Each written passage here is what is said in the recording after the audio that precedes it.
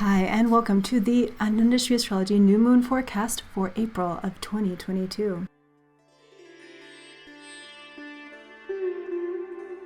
The moon is waning, growing smaller and darker, and the energy is diminishing. How are you feeling?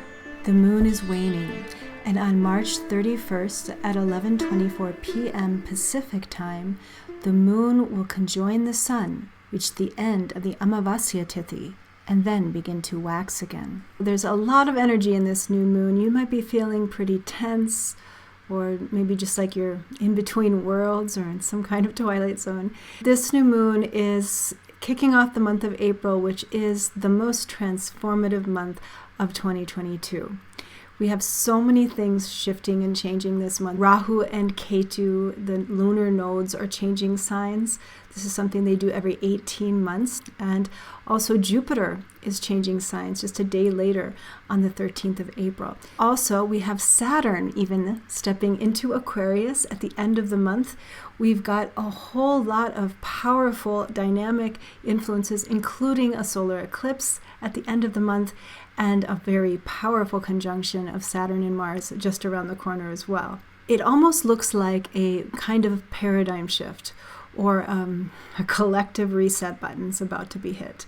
And so if there's something that you're feeling like you're kind of straddling between two worlds, or maybe indecisive about some next step that you're going to take, get ready for a new chapter to be open, I think, in this coming month, and also following into May as we move forward.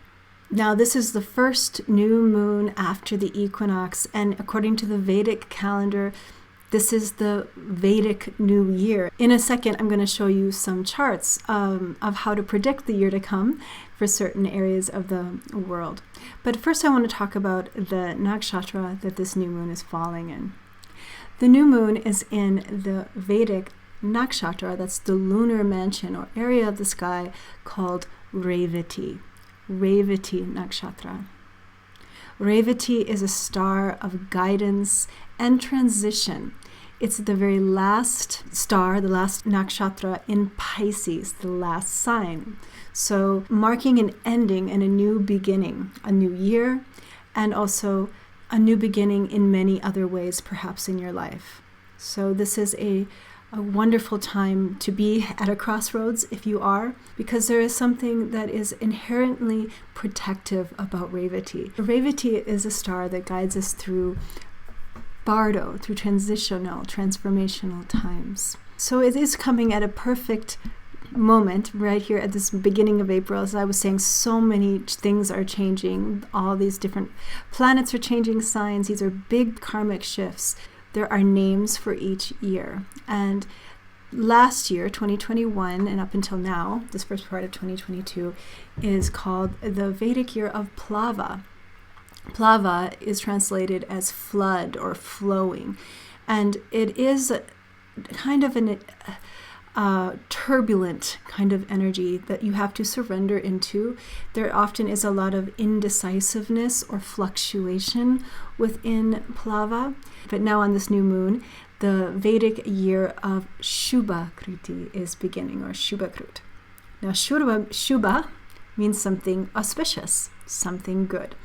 And so it does seem to be saying that there is a kind of hope now moving forward, a return of honor and virtue, perhaps, something auspicious, something perhaps more abundant coming forward, more opportunities to help us surmount some of the difficulties that we're facing now.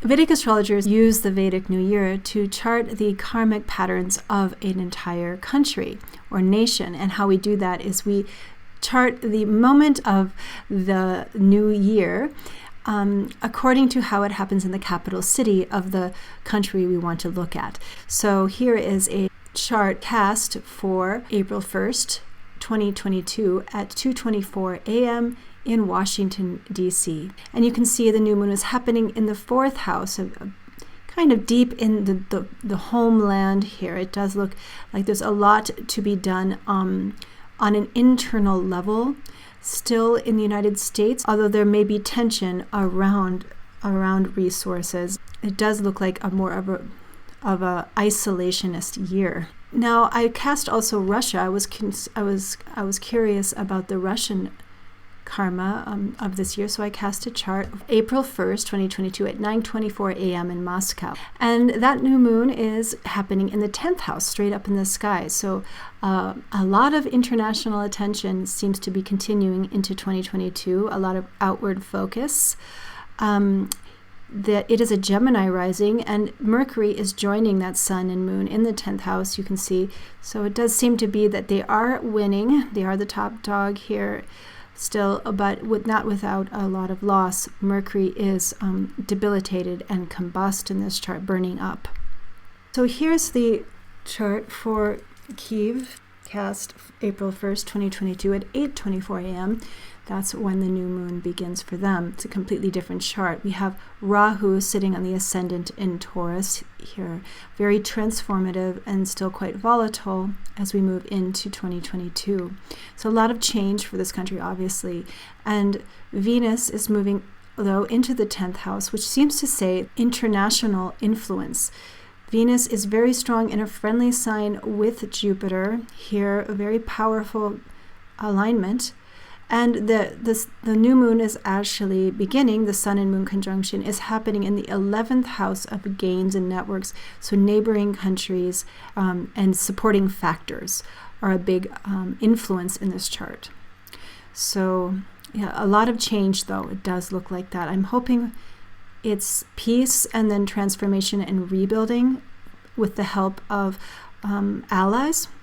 I hope that's what I'm seeing. It doesn't seem like the fight is quite over yet. The other thing that's happening, coming up right after the new moon, is the conjunction of Saturn and Mars. These two come together every 2 years approximately. Saturn, of course, is a very stern and limiting influence, and Mars is a warlike, a fiery kind of energy. So that when the two come together, it can be extremely intense turning points and shifts in the world. The last time it happened was at the beginning of the pandemic, when Saturn had just entered Capricorn in the springtime of 2020. Mars joined up, and that was about when the pandemic really kicked off. So now we're getting the final conjunction of Saturn and Mars in Capricorn. And this time, though, Mars is very strong. The warrior is at his exact exaltation point. The exact degree is where these two are joining. So running from April 3rd to April 6th, they're going to be less than 1 degree away from each other in 28 degrees Capricorn there, where it does seem very warlike and conflictive. You know, when these two come together, it's called Yama Yoga, the Lord of Death and Restriction. And when you see it in a birth chart, it gives a lot of focus and determination and discipline, but it can also cause, as we saw the last time it happened, crucial events to be triggered. And so between April 3rd and April 6th, it's good to take it easy on yourself. Don't push. Avoid conflict. Avoid situations that can get sticky or complicated. And I think we should be praying for peace in the Ukraine and everywhere in the world at that time. Another way also to use these days after the new moon is through connecting to the goddess Durga. The divine feminine is rising, starting this new moon, because this new moon kicks off the Chaitra Navaratri, the Navaratri of spring. This is a wonderful time to go inward and meditate on the different forms of the divine feminine in her fierce and nourishing forms. If you want to learn more about her, I wrote an article on her about the 9 forms of Durga. I'll leave a link in the description window below. And also on a final note, I want to remind everybody that Jupiter is going into Pisces, so there is so much hope for peace and healing moving into the future. So starting April 13th, we are going to experience a very strong and benevolent force of Jupiter coming over the world. If you would like to know how this important shift is going to affect you on a personal level, and also how to harness the blessings of this incredible transit, you should join my live Zoom class. It is coming up on April 10th, and you can sign up. It's easy. There's going to be a live question and answer session and horoscopes for all 12 Vedic signs. So please check that out. I will also leave a link in the description window below. Okay, so let's just take a look at what the tarot cards have to say about this new moon coming up in Revati Nakshatra.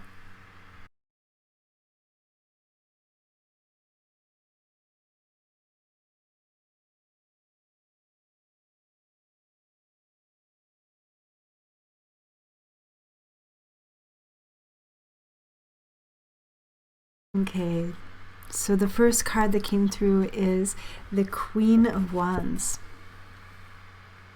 the goddess Durga with her tiger.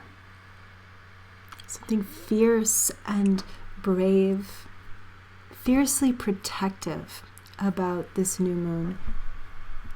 You know, it is a moon of nourishment, of the guiding star of travelers, of lost people, of lost animals, and even refugees, making sure that you get to your destination safely and protected. Durga especially protects over women and children, and this new moon promises so much. We're at a crossroads, a new beginning, so a new seed is being planted. The Princess of Disc, a very auspicious card of potential, of growth, going forward into this new year. I think it's a positive shift, April. It may feel tumultuous and shaky in the beginning, as like new beginnings do, but it promises so much healing. The star, the hope, the new year of Shubhakrut. So much. It's really one of the most auspicious names we've had in many years. If you go back over the names, they're not so positive, hinting at greed or loss or illness, even back in 2020. And so this is a kind of recovery we're in. Saturn's movement into Aquarius is a very good influence. This first little step Saturn's going to make into Aquarius really marks the beginning of a new era.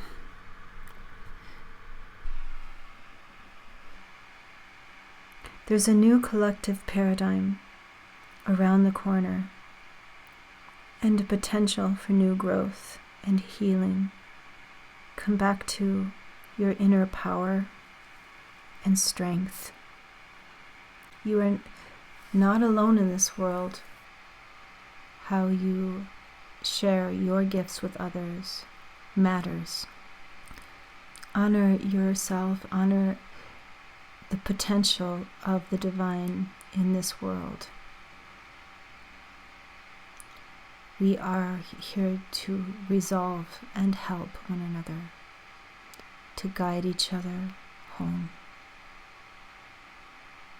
Okay, so thanks for coming to the Industry Astrology New Moon Forecast, the Vedic New Year Forecast. I hope to see you in the live Zoom meeting we're going to have, the web class, on April 10th. I believe it is on Sunday. Check it out. And like I said, it will be including horoscopes and question and answer. And also I will provide a recording for everybody who's signed up. So if you want to sign up but you can't make it, you'll be able to access the recording later. And you can also reach me and book a reading online. I offer readings, Vedic astrology and tarot readings. Also, get on my newsletter if you haven't already. It's free and it includes a lot of information about what's happening every new and full moon. Check that out. I will leave a link also below there. You can also calculate your birth star if you haven't done that already when you sign up. So check it out. Subscribe to this YouTube channel, and I will see you soon on the next full moon.